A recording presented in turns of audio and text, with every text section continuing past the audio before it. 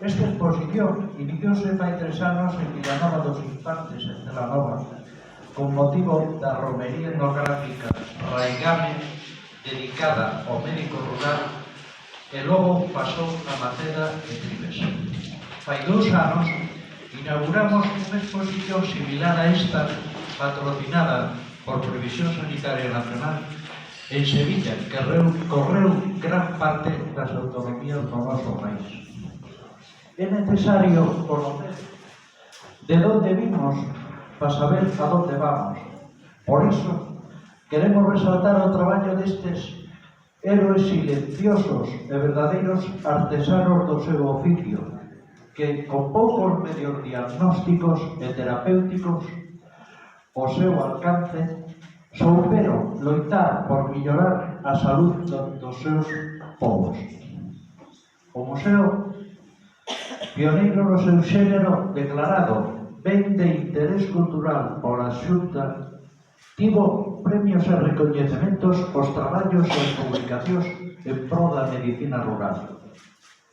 Na época da fame, na nosa terra, cando viña de facer as visitas a cabalo don Manuel, médico de Ramirás, a súa dona sempre lle preguntaba canto diñeiro traía el. El sempre lle contestaba: non me preguntes por o que traigo, senón por o que deixei na almohada do paciente.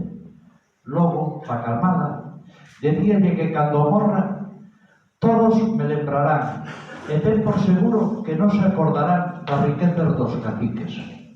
Esa medicina é a que expoñemos hoxe aquí, que surge do corazón e feita con cariño. Están todos invitados a visitar o museo que se atopa no Ayuntamento de Maceda e dispón de unha audioguía que lles permite coñecer a verdadeira historia da medicina rural no século XX.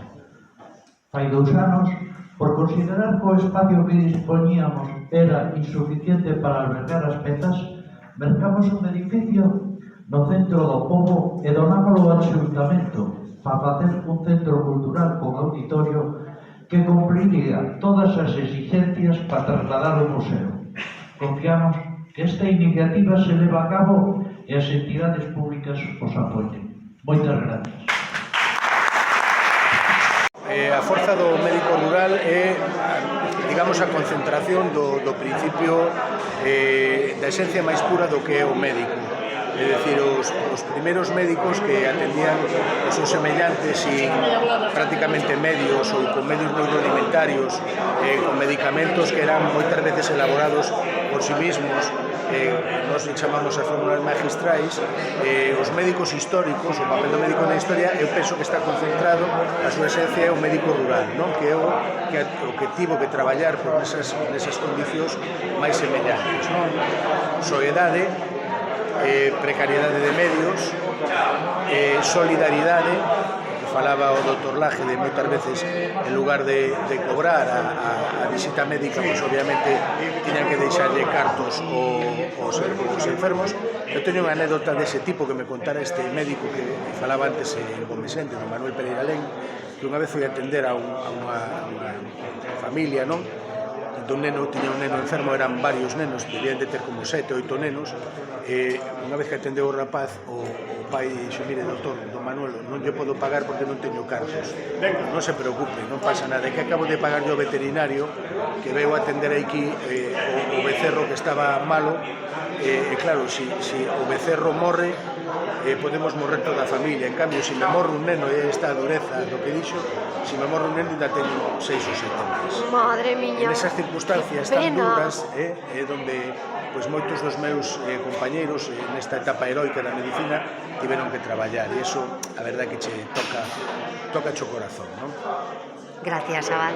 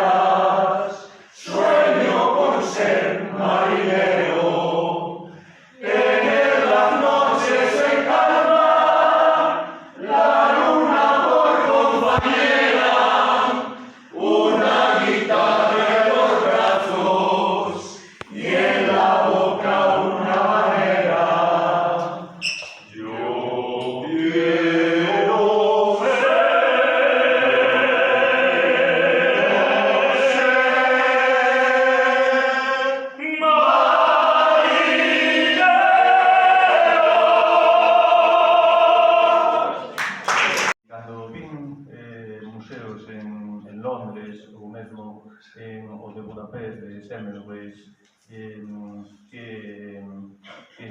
salen en todas as guías turísticas e logo comparamos co Museo do Médico Rural de Maceda que arballou aquí en Lasti, pois levase unha sorpresa vendo que é bastante máis rico en pezas museísticas o Museo do Médico Rural de Maceda. E isto, a xente, moitas veces, como temos aí ao lado, pues parece que non lle damos importancia, non? Pero a cantidade e ademais temático, non? Porque hai moi poucos museos que se dediquen solamente a medicina rural, na maior parte deles, pois a historia da medicina, pero da cirurxía, da odontoloxía, etc.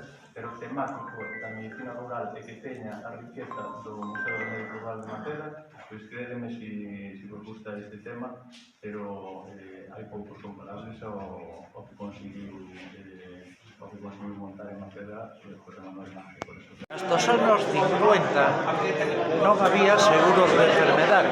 Na zona rural, os seguros de enfermedade cumprironse no ano 74 co régimen especial agrario. Hasta esta fecha, es decir, había un contrato que lle chamaban igualas ou avincas en Galicia, donde o médico facía un contrato ca familia, atendía a familia durante un ano e a cambio a familia lle daba diñeiro ou especies. A maior parte da xente da zona rural eran pobres de sobriedade. O médico rural fixo un papel determinante e nunca se esqueceu de atender a xente do seu pobo. E moitas veces deixaba cartos debaixo da almofada, verdade? Verdade. Pois que vaya por eles, mestre.